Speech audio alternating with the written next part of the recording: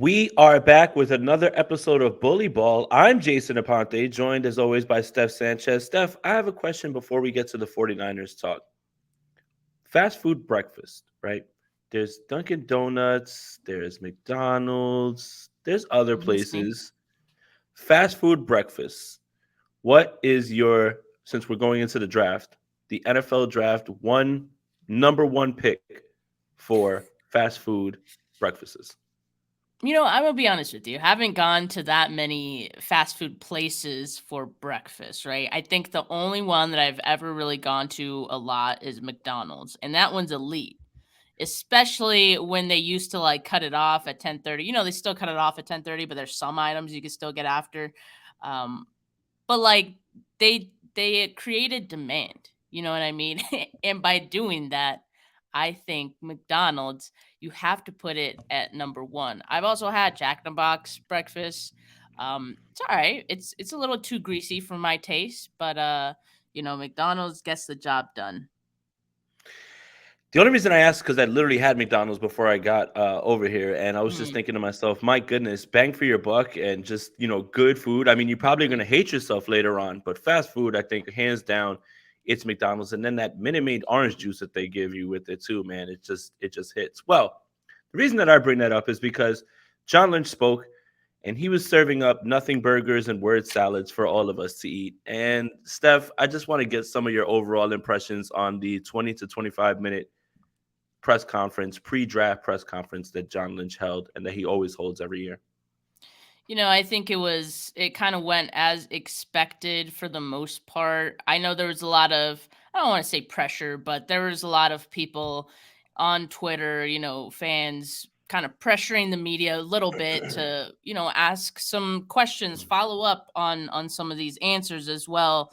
Don't just leave it out, whatever he wants to answer it. Cause, John Lynch is great with the media. He's always going to leave it as politically correct as he can, to a point where you almost feel like you can't question it because he gave you an answer, but he doesn't really give you an answer at the same time. So I think it was a good line of questioning, not to make it sound like it was some interrogation, but I thought it was good from the media overall. And John Lynch, a couple times he slipped up a little bit. I'm sure we'll talk about it, but overall, I think he gave us the answers we were pretty much expecting.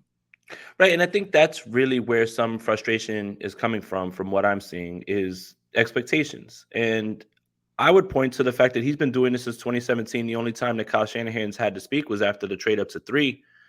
He's very media trained. He's media savvy. He understands what you guys were about to ask. He knows what to say. He knows how to say it. He knows when to cut himself off. We could look at some things that he slipped up, and yeah, definitely, I've got some interesting. If everybody else is gonna pick the pick it apart, I need my own conspiracy theory, right, at this point. But for me, I just felt like this was just expectation. Didn't really expect too much. I knew that this is what you were going to get. But I do want to credit Matt Mayoko starts it. This isn't a draft question. Boom, hits him out of the gate with Trey Lance. The question about Brock Purdy, will he play the whole year? Or the question about the transparency of what's going on with this trade scenario with Trey Lance. There's two things that I really walked away from overarching with this press conference, and it's kind of been building with the same statements that have been made. This is Brock Purdy's team. And there's Yes. nothing Trey Lance can do. There's nothing Trey Lance can do to win this job aside from just Brock Purdy being injured the entire year. I think that's my conclusion now. I know we've had discussion about what if he plays well. Everything that I feel from listening to him speak, from listening to the team speak, to listen to everybody speak all off season, this is Brock Purdy's team. This is it. Like, it's done. So I think that's one thing. And two, the Brandon Ayuk thing is a little bit more shaky than maybe we wanted to lead on, or we led on, in terms of, I don't know if he's getting traded, but I definitely don't feel as confident, Steph. And the reason that I'm going to say that, and then I'll let you, give your thoughts, is when John Lynch is transparent about shopping Mike McGlinchey because they won't afford him. They won't be able to afford him. And he said, I went to Mike, and I liked hearing that, because it's a masterclass in two things. One, understanding that you're not going to be able to pay for everybody, and you go ahead and you try to see what you can get from Mike McGlinchey. But two, there was no talk about them shopping Mike McGlinchey during that time at all. Yeah. So that's why when people are like, well, he's not saying anything about the trade, about Trey Lance, why would he? Why would you? Right? Like, other than the generic stuff. But I think the Brandon Ayuk, Mike McGlinchey thing, there's a little bit more there than just your standard, hey, we've got this guy, like he said, in our plans. What do you think, Steph? I agree. There was definitely some stuttering by Lynch. He was caught off guard by the question, no doubt. And I think part of the reason I think that he answered it so strangely is probably because he wasn't prepared. Like, he didn't have an answer prepared for that, like he usually does for most things. So I think that's why he tried to shut it down pretty early too. He was like, I'm not going to go into specifics on people. We love Brandon Ayuk and we're excited about Brandon being a part of this team. We'll just leave it at that. I thought that was it was a deflection, pretty much. But then he did go on to say, we're trying to do something special this year, and Brandon Ayuk is going to be a big part of that. And then he added and beyond, right? So I don't know what to take from that. It is kind of weird because this whole time, like, if you were to ask me, okay, if you had to pick somewhere down the line between Ayuk and Debo, who's it going to be? I would have said Ayuk every single time. I've mentioned the fact that Debo Samuel's skill sets overlap with that of Christian McCaffrey's. Brandon Ayuk is the better all-around receiver who is only getting better, and John Lynch, mentioned that as well, that he's getting better. So I think it's interesting, but you know what I think is going to happen next year? We're going to be talking about a potential Brandon Ayuk trade, this time before the draft. And I think I don't know if it's intentional. I think it somewhat is. It seems like every draft, the 49ers like to go into the draft with at least dangling one player. And so much just from like hinting or letting people know, like, we're not completely committed to this player. So we're listening, give us some calls, kind of thing.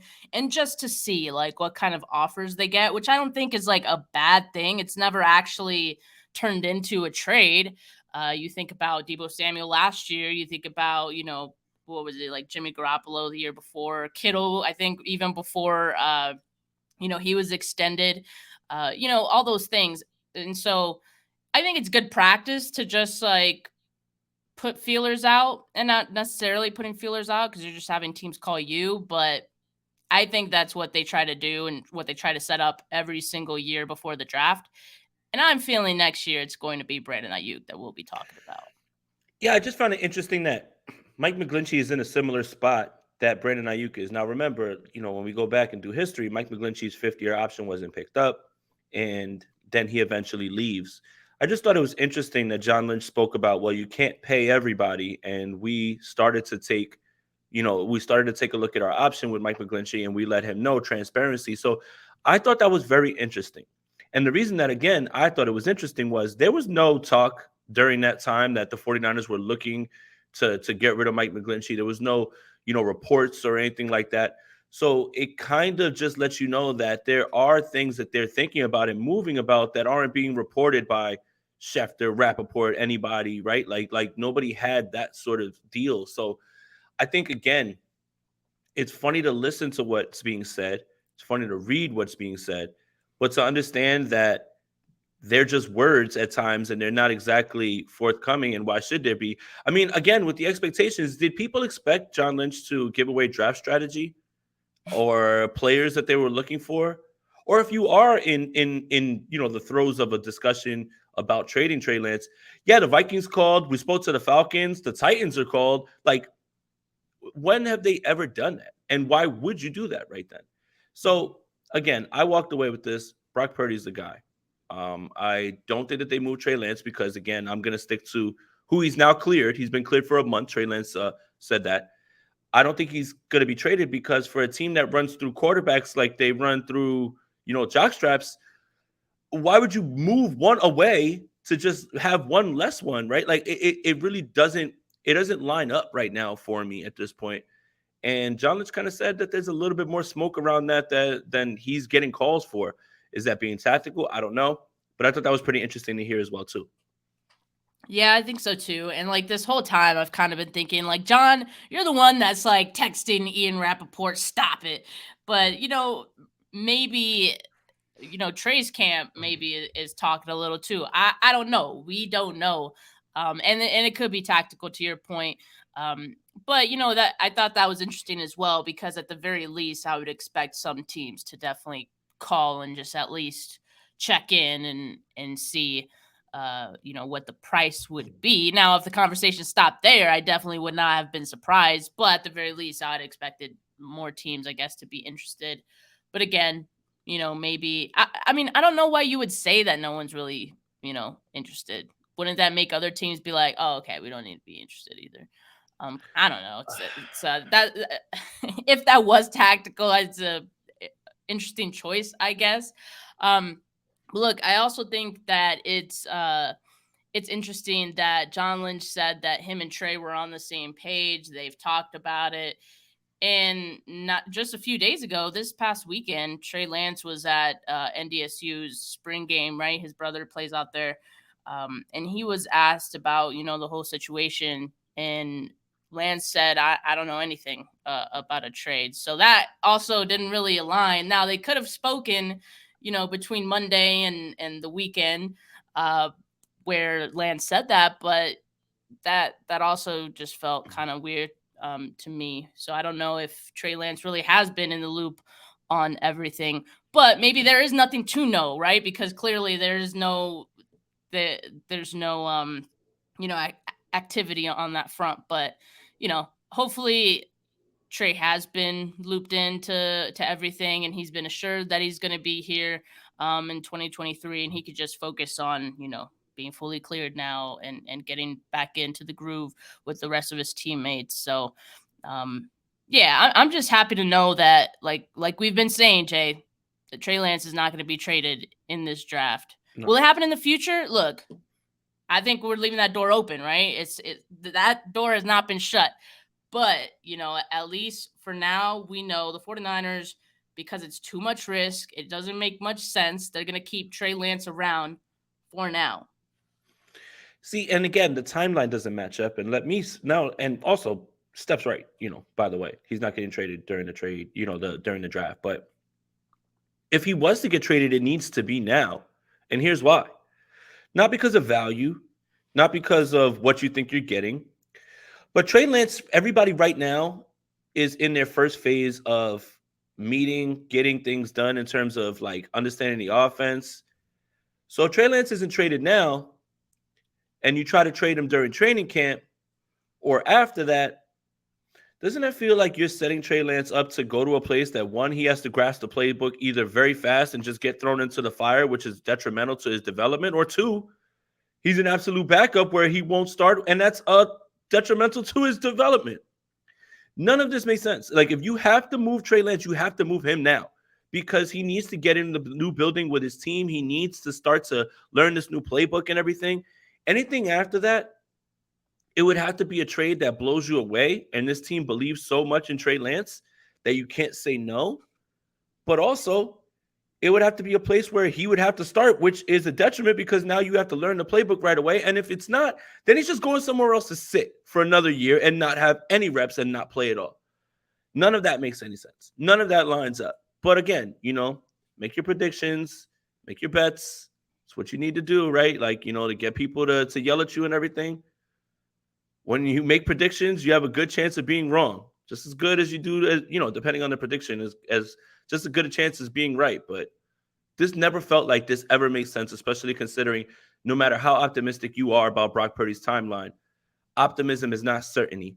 And again, when you go through quarterback after quarterback after quarterback, now you're telling me let's get rid of quarterbacks because you need to get away from him so badly. I just need this third round pick or this second round pick. Just take him when they wouldn't take whatever for Jimmy Garoppolo. Well, that's not what we want for Jimmy Garoppolo. Another thing, like they literally had the same sort of thing happen with Jimmy Garoppolo, and nobody met what they were looking for Jimmy Garoppolo. And now you're telling me that you're just so scared of Trey Lance. You got to get rid of. I need to get this third and fourth round pick. He has to leave. He's so. Come on. That doesn't make any sense. And John Lynch said on Trey Lance also, the only thing that's changed is that he's healthy. Yeah, Steph, I'll be honest. The other clue that I have is when John was asked about Lamar Jackson, and he said, yeah, we explore those things. I don't think you're doing your job if you're not, but we're very confident in Brock in this room. Like almost like he forgot, like he forgot where he was and what he was saying. We're so convicted on Brock in this room. Oh, and the guys that we have in this room also kind of like, yeah, I didn't forget them either. It's like every single word leads with him. Every single statement leads with his name and no one else's name. No matter how much they say anything about Trey Lance or Sam Darnold, everything is compete. We're really excited to see them compete. When it's Brock, he's the guy and he's our guy. Like I think it's Yeah. over, Steph. I just do. I Yeah. really do. Yeah, I think so too. And I mean, fine. Like that's totally fair based on what he did last year and how he performed. Um, and to the public, they can't make it seem like they've completely, given up on Trey.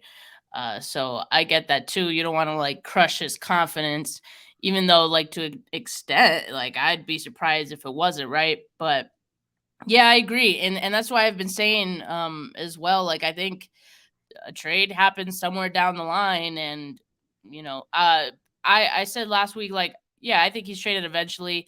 Uh, the writing is on the wall, and people were like, "How is the writing on the wall? What do you mean? Like, do you not listen to these guys talk? Like, have you not heard anything they say? And sure, people can interpret it any way they want, but really like pay attention. Like pay close attention. And I'm not saying go into it with some like certain bias or narrative, but like to your point, what you just mentioned, that's pretty big. It may not seem like something big, but that is. And I think the difference too when you hear like John Lynch seems even more um not he's even more serious when he talks about Brock Purdy than, I think Kyle Shanahan kind of like still gives Trey Lance some hope, in some of his comments, but for the most part, I think both of these guys are really set on Brock Purdy. And I was listening to 49ers Talk podcast just yesterday, and Matt Mayoko was talking about how Mayoko, he was surprised that John Lynch said flat out that Brock Purdy was a leader in the clubhouse, and then he spoke to Kyle Shanahan about it off the record afterwards, and he was like, I'm surprised that your GM said this, and Kyle said, why were you surprised? So like they are on the same page, and they are very much in strong agreement on this together. So I don't see that changing. And it is what it is, right? So I think at this point, yes, we know Trey Lance is going to stay on the roster, through the draft and the offseason until Brock Purdy is ready, whenever. But we know somewhere down the line, eventually, he is going to get traded. So we just gotta accept that and come to terms with that. You're muted. You're muted. Going to Brock Purdy's timeline, the same thing was kind of said. He's checking all the boxes, everything. Again, that's optimism. And there's other hurdles aside from him just being able to throw football. Can he be as effective throwing the football as he was last season? Yep. Which is why you just don't rush to move off of Trey Lance just in case, one, he's not healthy enough to play. Two, he's not that guy that he was last year operating the offense. Like, those are the things that people are not like thinking about when it comes to this. And why wouldn't you keep the high upside backup in Trey Lance just in case something like you can see throws in practice and you can say, oh, that looks fine. But you're not going to know until you get into the game, and you've got to put that thing in a tight window, and it barely gets there this time because the arm's not built all the way back up, or maybe God forbid Brock regresses and all of a sudden starts to turn the ball over a little bit more, right? Like you have to be able to insulate yourself. So I guess my question is this. For a team that had done everything they could to insulate themselves in the quarterback room last year, including bringing back Jimmy Garoppolo and drafting Brock Purdy, and then even cutting Nate Sudfeld after they paid him money, you mean to tell me that now They're so certain that Brock Purdy's fine. They're fine with Sam Darnold being there, and then they'll just get rid of Trey Lance for whatever they can get. And then I guess what? Josh Johnson's going to come on down too. Like, do you see how none of this like lines up with anything in terms of their logic? You're telling me this team doesn't have PTSD to the point that they have lost so many quarterbacks in 1 year that now's the time to start giving them away. What did Kyle Shanahan say last year at the owners meeting? We don't give quarterbacks away. It's a premium position. They didn't give Jimmy Garoppolo away. They didn't give him away, right? Like they had him stay around in the circus and training camp, have him on the other field, all that stuff. They were content with just holding on to him and not giving him away. And now you mean to tell me the 49ers are so desperate to get away from Trey Lance, so desperate because they can't do anything with him that they're willing to take a third or fourth round pick just to say bye to him when they wouldn't even do that with the guy before that they were trying to move on from by getting Trey Lance in the first place. None of this logically lines up for me, Steph. None of it. None of it. No, it doesn't. But you know what? It's not the first time that the 49ers have said something and downline have said something different. One example that I thought of yesterday was when John Lynch was asked about Nick Bosa potentially being traded. Talk about it. John Lynch said, that hotline is closed. That never opened. Doesn't that sound just a little different to what they say on, maybe every other player? We listen to anybody except this player, this player, this player. To be fair, I wouldn't listen to any trade offers on Nick Bosa either. Trent Williams either. Like, those are probably the only two players on this team that without a doubt, I would say you don't even pick up the phone. And Mitch Wisnowski. Obviously.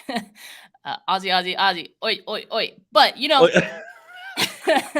we just have a soundboard. We just, anytime Mitch Wisnowski is mentioned, we just throw that on. But I like it. But you know what I mean? Like, obviously, and this is where I said John Lynch, he slipped up a little bit. The first time was the Brandon Ayuk question when he was like stuttering, obviously not ready for that question. And this one, John Lynch I don't think he realized he told on himself with this answer.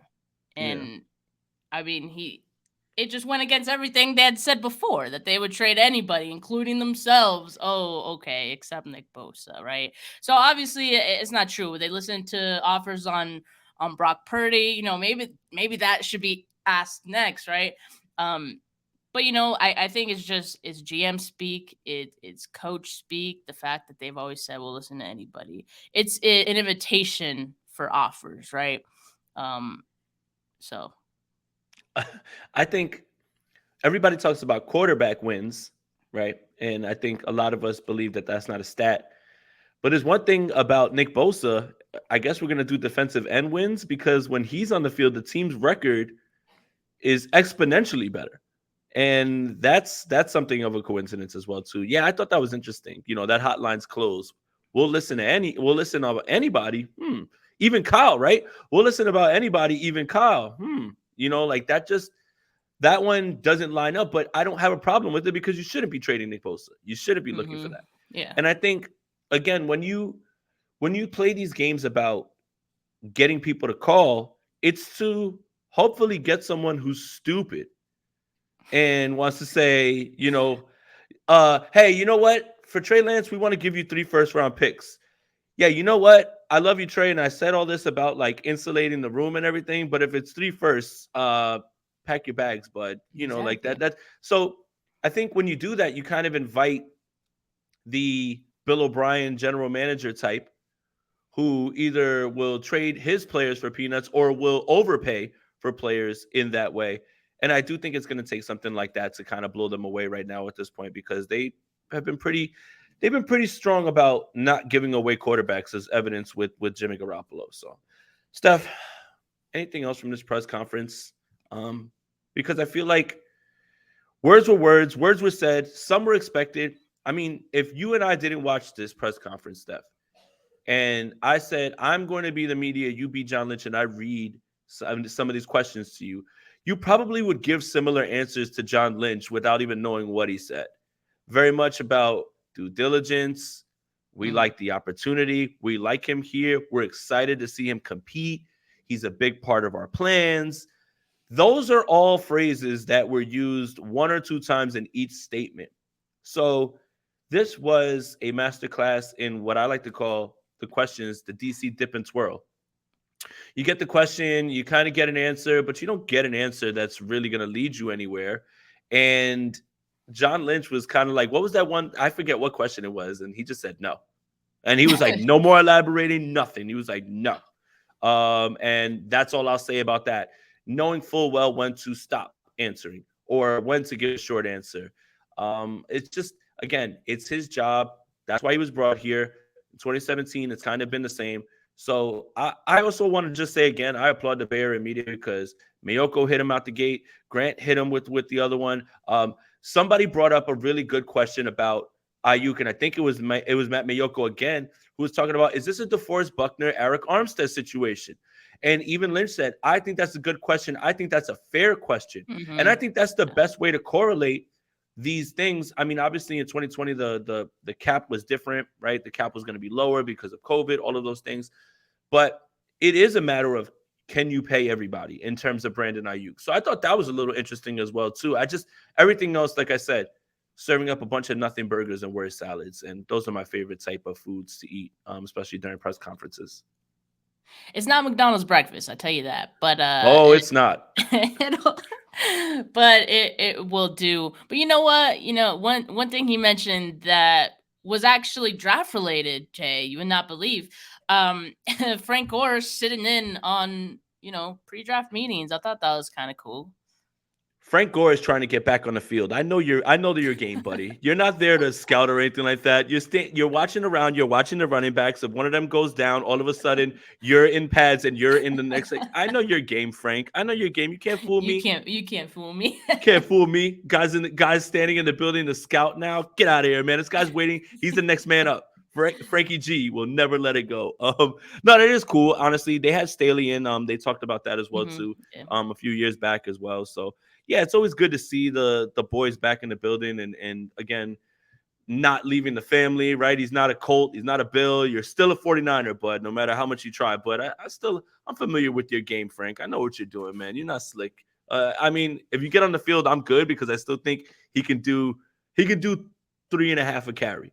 Frank could do 3.5 a carry, in my opinion, still to this day, right? Sure. And he could still pass block. So, Frank, I'm not closing the door on you, bud. If you're going to stick around and this is your way of getting in, I don't know, man, Steph. We might have to get that 21 out of the closet and bring it to him. Retired 21. But no, I think it is cool. Do you think the 49ers do take a running back in the third round? I know we make jokes about it, but like in all seriousness, do you think they actually do? I'm not going to put it past them. I wouldn't. I just think that there's a lot of running backs late. I'm not putting it past them, Steph. I'm not putting it past them. When you have 2 years in a row of the same sort of deal, the same, Trey Sermon, TDP, I'm not putting it past running backs that haven't really worked out. Well, come on down, next third round running back. I mean, look, I'm not going to put it past them. I just don't think that they do it this time, but I would be shocked if they didn't draft a running back in this draft. Later on, there's guys like Evan Hull that they could take a shot on later on. Yeah, that's what I'm saying. Like third round, those need to be impact position of need players. They've got to be lineman, safety, corner, edge, one of those types. And then later on, you can address that. I just think there's too much success with what they've been able to do with guys later on and undrafted free agents, a la Elijah Mitchell and now Jordan Mason, that I think you can wait now. And I think you kind of learned your lesson on the third round running back, So, I mean, I'm here for the Ty Davis Price breakout season, like how all the 49ers content creators, breakout season loading because he's like running with the football in practices. But yeah, I think you can invest your draft capital into actual positions of need this time without forcing the third round pick. Wouldn't shock me though, Steph. Wouldn't shock me. I know. I don't want it to happen, but does Bobby Turner have too much power, or is this like Kyle Shanahan? Like, I don't know. It's just funny. It's funny to me, but I still think the first 3 picks, in no particular order, first 3 positions will be edge, tackle, and I think they also go tight end, and I think they go safety later. Okay. Well, real quick, my sources have told me that the way that the 49ers pick is they put everybody's name in a hat. Bobby Turner, Lynch, Peters, Kyle. And when the pick comes up, okay, pick 99. Now go. Someone pulls out. Okay, this one's Kyle's pick. This one's Bobby Turner's pick. This one's Lynch's pick. It's a great way to make sure that you guys are all on the same page, and It just boosts speaks morale. and it just speaks to how well this organization is run. Steph, 30 minutes, we're off the rails. Thank you for joining me as usual. It's good to see you. Guys, thank you guys for listening. Make sure you are subscribed to the Gold Standard Podcast Network wherever you get your audio podcasts. Make sure you follow Gold Standard Podcast Networks on Twitter at GS Podcast. Make sure you follow them on Instagram at GSN, which I can't get a follow back, but maybe you guys can. Make sure you follow Steph on Twitter at Steph49K, and you follow me on Twitter at Jason Aponte2103. But for Steph, for Jason, we're out of here. Peace.